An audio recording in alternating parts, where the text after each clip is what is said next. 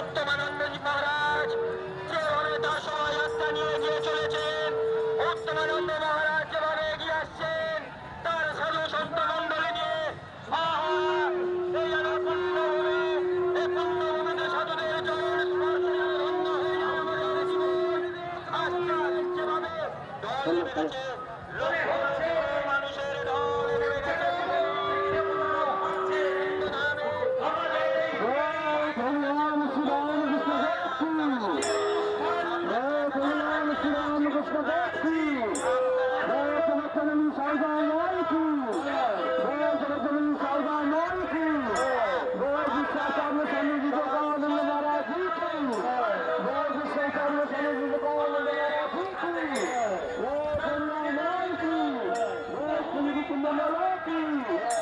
সাধু সন্ত